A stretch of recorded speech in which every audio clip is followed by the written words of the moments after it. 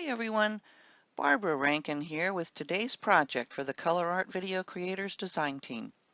I found this leaf-shaped wooden panel in my local Target store and I immediately knew I wanted to do an acrylic pour. The sides of the panel have glitter on them, but I'm not going to worry about that. It'll get covered by the paints. And here's one advantage to using these disposable aluminum roasting pans.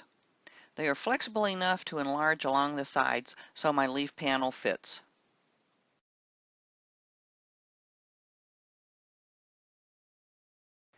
I've decided to do a dirty pour, so I poured my white craft paint and water mixture into the cup first. I'll be using a black mixture as well, but I won't use very much black as it may be overwhelming with my other dark colors. All of my primary elements colors have been mixed with a pouring medium, water, and a few drops of silicone. So next I poured in Love Struck, then Rose Gold. Next is Harvest Soul.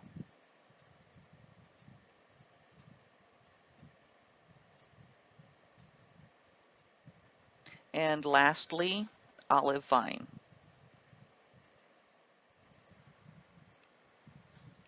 Now before I repeat this process, I want to add a tiny bit of the black craft paint mix into the cup. It sinks right to the bottom. Next, I repeated the same process as before, using the same colors in the same order.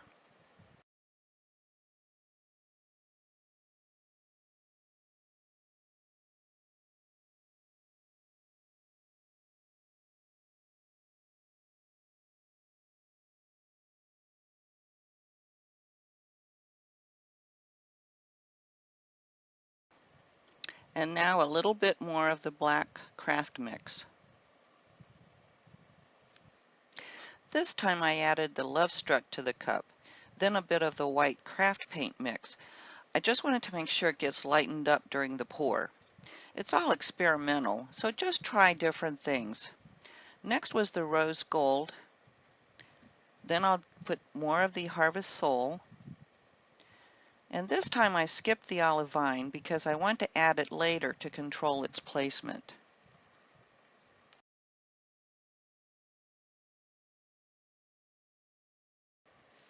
Now while I'm waiting for the dirty pour to reach the bottom of the cup, I'm just simply pouring some of the black craft paint mixture around the cup and going towards the edges of the leaf panel, and I'm following along those lines again with the white craft paint mixture.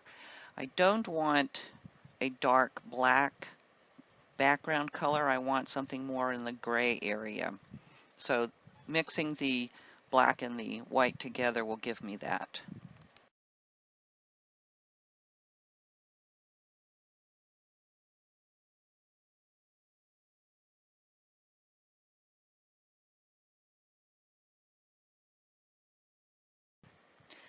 As you can see, the white and black craft paint is preventing the pour colors from spreading easily, so I'm using a craft stick to help spread it to the edges.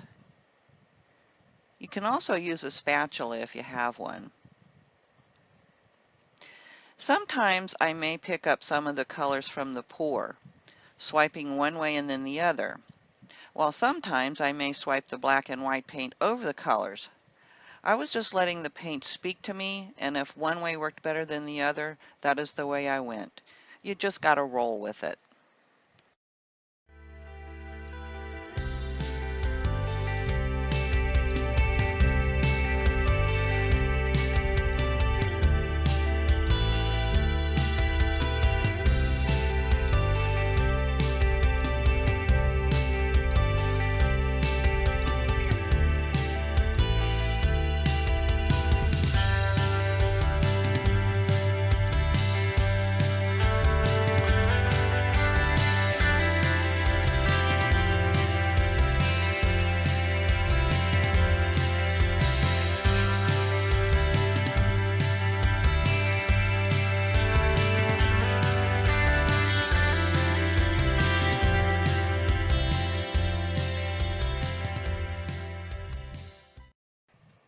Now I'm going to add more colors into those black and white marbled edges I have, beginning with Love Struck.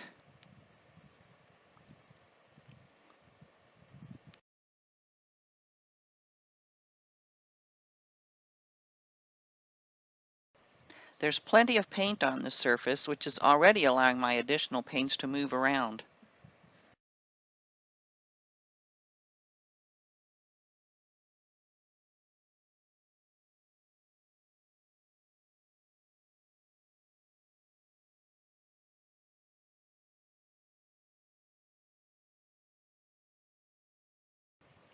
Now by waiting to use more of my green, I can control where it appears.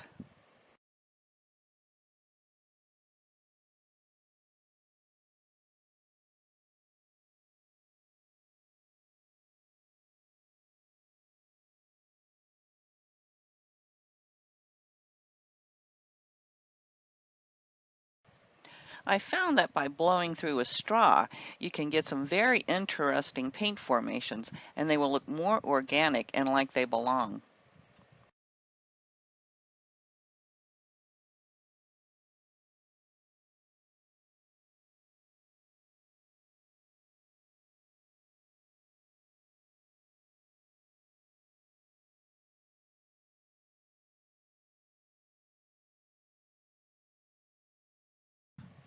Here I am just playing around by making puddles with the paints, almost like a mini dirty pour directly onto the canvas, to see if I can get anything interesting to develop.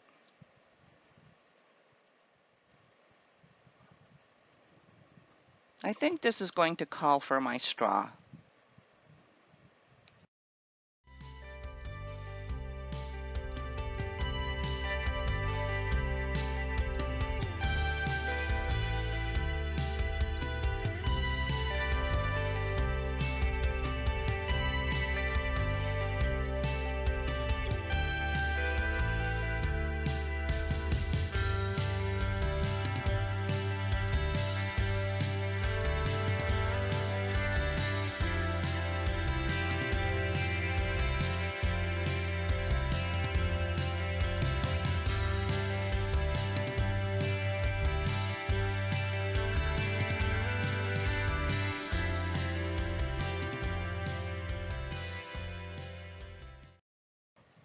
Before I get too far along, I want to make sure those glittery edges are covered with the paint.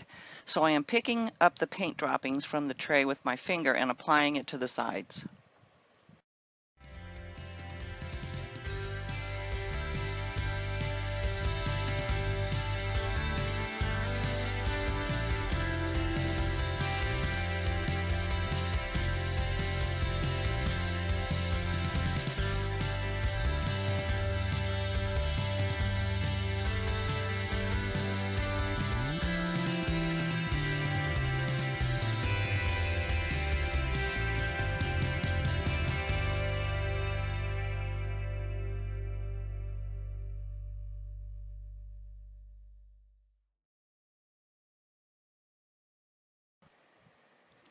I didn't have enough paint drippings to finish the sides, so I used my craft stick to place dribs and drabs of the paints along the edges to make it look more like it had dripped over the edge during the pouring process.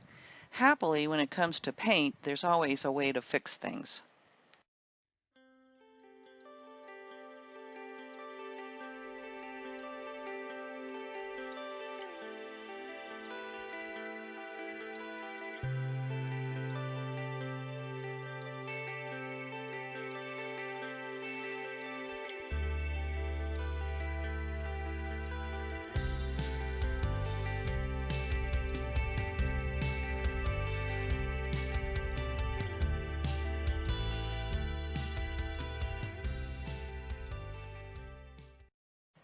As a last resort, I thought I'd use my torch to see if there were any cells left hiding, but sadly there were just a few that were nothing to write home about.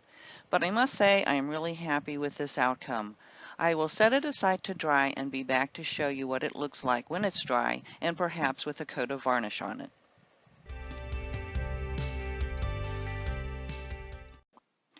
Okay, it's been a good 24 hours since you last saw this, and the paint is completely dry. But before I finish this off with a clear sealer, I wanted to show you these shiny areas here. I noticed that as my paint was drying yesterday, some cracks were appearing.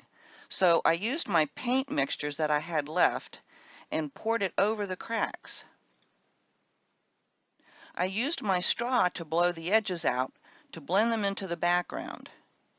However, because I didn't also use any of the black or white craft paint, which is opaque, what I added remained transparent, which gave me the shiny look.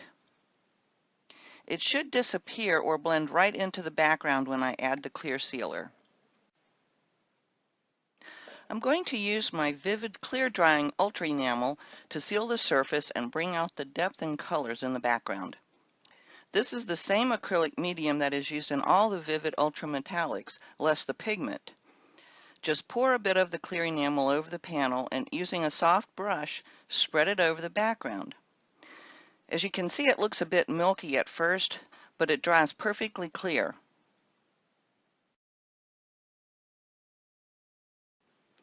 Don't forget to add the sealer to the edges.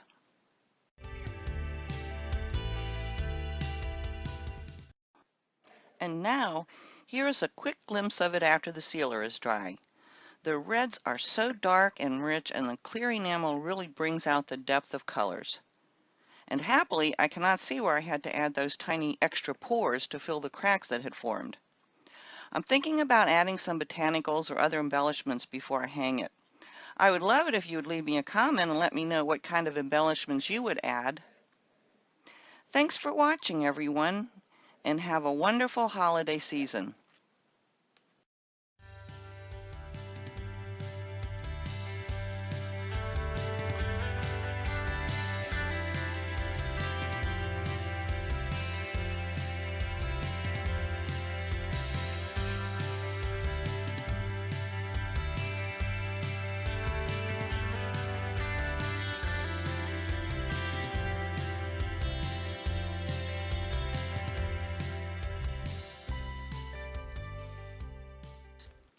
For more inspiration from our design team, here are a few links for you to follow.